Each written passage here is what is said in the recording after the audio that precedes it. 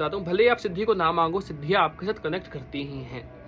हाँ, उस लेवल पे या उस पर्पस के लिए सिद्धियां नहीं होती है, और भी कई पर्पस होते हैं जिनके लिए सिद्धियां कनेक्ट करती हैं। सबसे पहला जो कारण होता है ना, वो होता है आपका नंबर 1 पॉइंट, प्रोटेक्शन। आप सोचो, आप साधना करते हो या आप कहीं जाते हो, किसी के पास जाते हो, तो आपको गाइड करने के लिए हम कहते हैं ना, भगवान मुझे गाइड कर रहे हैं, या भगवान मुझे बताते हैं, आभास कराते हैं मेरे लिए ये सही है या नहीं है, मेरे को इंट्यूशंस आते हैं। ये सब किस कारण से आते हैं? ऊर्जा के कारण। वो ऊर्जा कौन सी ऊर्जा आपको प्रदान कर रही है? वो ऊर्जा कौन सी है?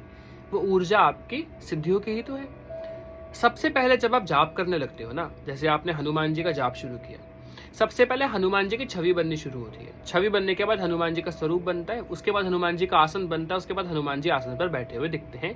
ये मैं लेवल बता रहा हूँ सिद्धि के। जब वो आसन बन जाता है, सिद्धि जो है विराजमान हो जाती है ऊर्जा पर, उसके बाद जाके सिद्धि हवन करने पर, जब भी हम छोटा सा हवन करते हैं तो कनेक्शन बन जाता है हमारा, या हम गुरु दीक्षित होते हैं तो गुरु तत्व से कनेक्शन जुड़ जाता है सिद्धियों के साथ भी। प्रोटेक्शन करना, आप अब सोचो, हनुमान जी का एक लेवल अप करके साधना कर रहे हो, साधना के दौरान प्रोटेक्शन चाहिए।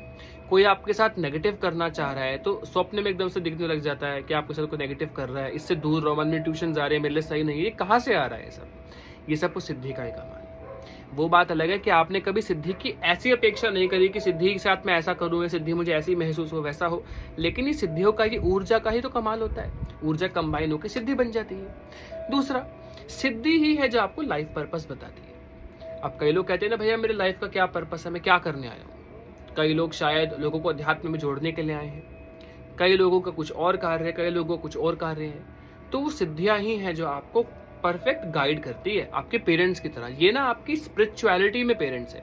अच्छा, आपने नोटिस किया होगा, मैं कहता हूं कि आप संकल्प लेके शिव जी को गुरु बनाओ। इस केस में क्या होता है पता है? आप एक तपस्वी हो, आप तपस्वी नहीं कहूंगा क्योंकि हम तपस्वी जितने लेवल तक तो नहीं पहुंचेंगे शायद कभी, लेकिन मैं साधक कह देता हूँ। बिगनर है हम लोग, साधक है छोटे मोटे। जब भी हम साधना करते हैं तो हमारे बॉडी में